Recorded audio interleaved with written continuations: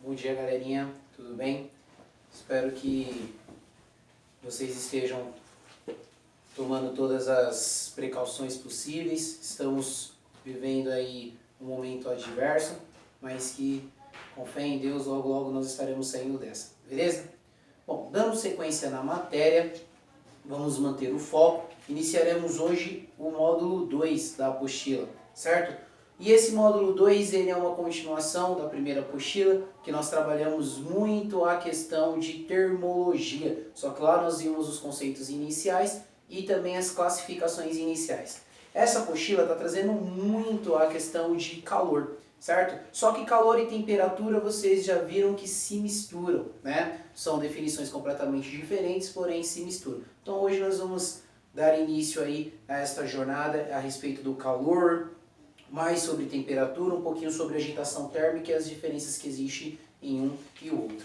Beleza? Então, galerinha, ó, começando, essa aula que eu vou passar é referente às páginas 23 e 24 da apostila número 2. Tudo bem? Bom, nós vamos começar aqui, ó, né? Termologia. Nós já vimos desde a apostila número 1 que a termologia ela se divide entre os conceitos de temperatura e calor. Lembrando sempre que temperatura mede o grau de agitação das moléculas, né? Então não podemos confundir temperatura com calor em hipótese nenhuma, tá bom? Enquanto temperatura mede o grau de agitação das moléculas, o calor nada mais é do que um fluxo de energia que passa de um corpo mais quente para um mais frio. Perceba que eu coloquei mais quente entre aspas e mais frio também entre aspas. Que calma, né? Vamos relembrar o conceito importante e fundamental de cada um desses conceitos. Quando eu falo que temperatura mede o grau de agitação das moléculas, isso significa o quê? Quanto mais agitadas as moléculas do teu corpo estiver, maior é o grau de agitação, provavelmente não, né? Então, portanto, né, maior é a temperatura do teu corpo, beleza? Já o fluxo de energia, que é uma transferência que sai de um corpo mais quente para o mais frio, nós vamos classificar como calor. Então, temperatura e calor, né, elas se misturam, né, uma complementa a outra, porém são coisas totalmente distintas. Aqui eu representei um fluxo de energia. Quando eu tenho dois corpos diferentes, esses dois corpos, um tem uma temperatura maior e o outro tem uma temperatura menor, entre aspas eu coloquei quente e frio. Por que eu coloco entre aspas quente e frio? Porque quente e frio são conceitos totalmente relativos. Às vezes o que é quente para uma pessoa pode ser frio para uma outra pessoa. Então é um conceito totalmente relativo, não é um conceito absoluto, né? Vamos relembrar alguns exemplos para entendermos bem, né? Mais uma vez essa diferença entre quente e frio serem conceitos relativos. Então vamos lá, vamos pegar, por exemplo, 3 recipientes contendo água. Imagina que eu tenho um recipiente e que nesse recipiente primeiro eu tenho água a 10 graus Celsius. Um segundo eu tenho água a 40 graus Celsius. E um terceiro eu tenho água a 70 graus Celsius. E aí, aquele teste, né, bem simples. Se você pegar, por exemplo, a sua mão esquerda e colocar num pote que tem água a 10 graus e colocar sua mão direita num pote que tem água a 40 graus, você vai perceber que nesse momento o que está quente é o de 40 graus. Esse de 10 tá filezinho, frio, não vai te incomodar, não vai interferir em nada. Agora, faz esse teste novamente. Pega a sua mão esquerda, coloca nesse recipiente que está a 40 graus e coloca a sua mão direita nesse recipiente que está a 70 graus Celsius. Você vai perceber que esse que está a 70 graus Celsius, você vai ter muito mais a sensação de quente do que esse que está a 40 graus. Então, numa comparação entre 40 e 70, 70 está quente e 40 está até frio perto de 70, certo? Então, mais uma vez, isso prova que o conceito de calor, o conceito de quente e de frio, ele é totalmente relativo. Para finalizar, vamos pegar 3 exemplos. Pega uma pessoa que mora na região sul, uma pessoa que mora na região sudeste, uma pessoa que mora lá na região nordeste. Lá na região nordeste a temperatura gira em torno de 30 graus, 33 graus. Aqui no sudeste a temperatura ela fica em média aí 24 graus e lá no Rio Grande do Sul a 18, né? 18 graus Celsius. Se vem uma pessoa do Rio Grande do Sul aqui, por exemplo, para São Paulo, ela sai de 18 e chega aqui a 24. Ela pode até sentir calor, né? Ela vai falar assim, nossa, como isso aqui está quente, né? Agora, se você pega uma pessoa que sai lá, por exemplo, do estado do Ceará, em que a temperatura média é de 33 graus, e ela chega aqui em São Paulo e a temperatura está 24, 25, o que ela vai falar? Ai meu Deus, que frio.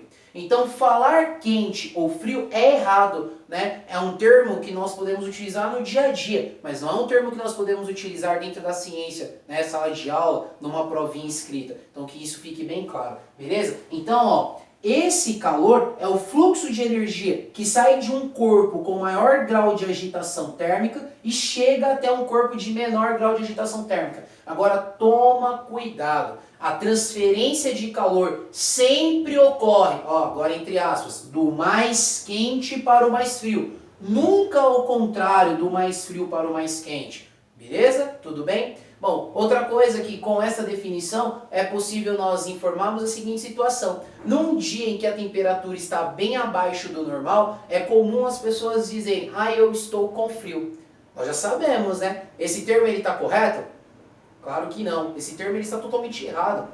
Você afirmar que você está com frio, cientificamente falando, cientificamente dizendo, isso está errado. O que acontece é o seguinte, o seu corpo ele trabalha numa temperatura média de 37 graus Celsius.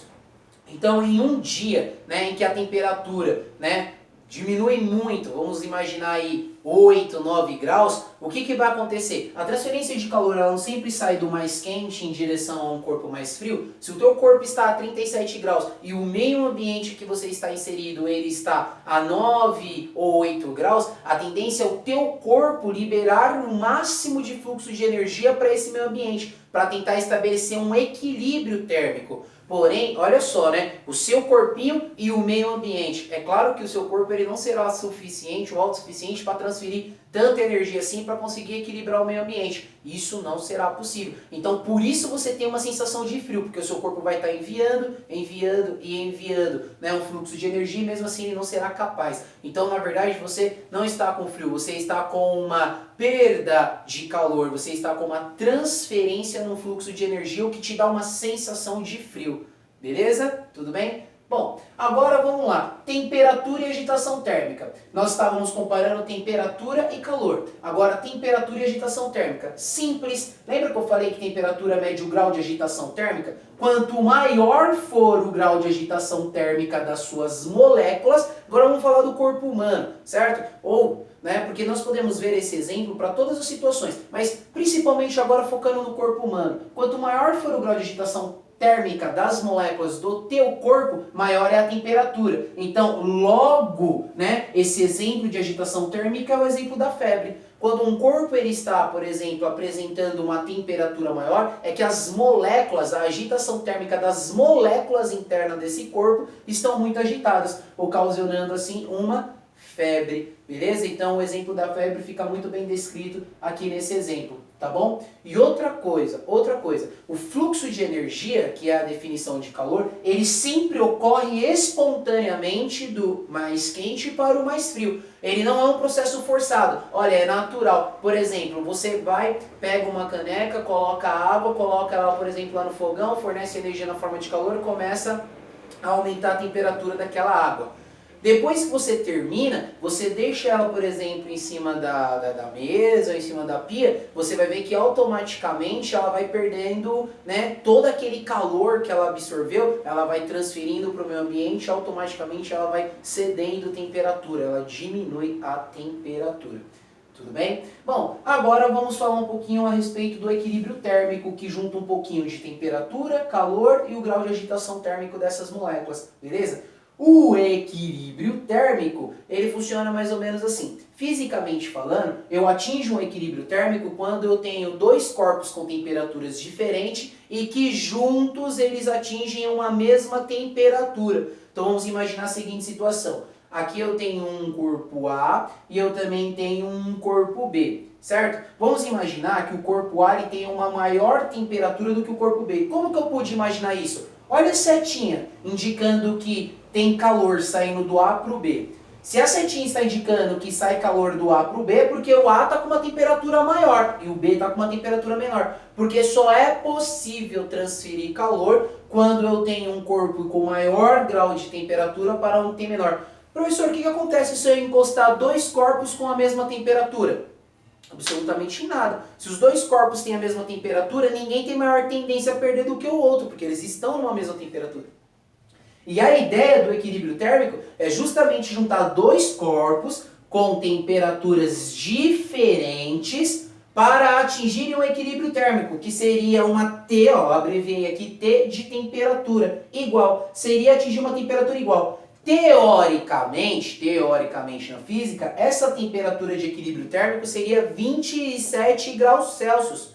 Porém, certo, nós já fomos para o laboratório tentar realizar algumas experiências em relação ao equilíbrio e nós vimos que, na prática, é difícil atingir 27 graus Celsius. Por quê? Porque tudo isso depende, né, da própria temperatura do meio ambiente, que pode fazer, uma grande influência, sobre o experimento que nós estamos fazendo. Depende muito do tipo de material, certo? É claro que todas essas análises, todas essas teorias, análises e teorias, elas foram feitas em laboratório, específicos, que nós conseguimos controlar pressão, nós conseguimos controlar temperatura e também o tipo de material que nós estamos realizando estes experimentos. Não é? Então, não é tão simples assim. Na prática, nós conseguimos determinar o valor de um equilíbrio térmico. Tudo bem? Então, assim, ó, sempre que a apostila perguntar alguma coisa a respeito de agitação térmica, se lembre que ela está se referindo às moléculas de um corpo. E quanto maior a velocidade cinética, ó, velocidade, energia cinética. O que é energia cinética? Energia cinética é a velocidade de um corpo. Quanto maior é a energia cinética, mais agitadas estão essas moléculas. Então, muito maior será a temperatura desse corpo. Beleza? Galerinha, para finalizar essa primeira parte, eu gostaria que vocês se atentassem a só mais um pedido. Beleza? Sempre que eu aumento a pressão de um sistema, imagina essa situação, ó, você tem um sistema aqui contido com gases, vamos imaginar a seguinte situação. Aí eles estão mais ou menos nesse volume. Aí olha o que eu vou fazer, ó, eu vou aumentar a pressão.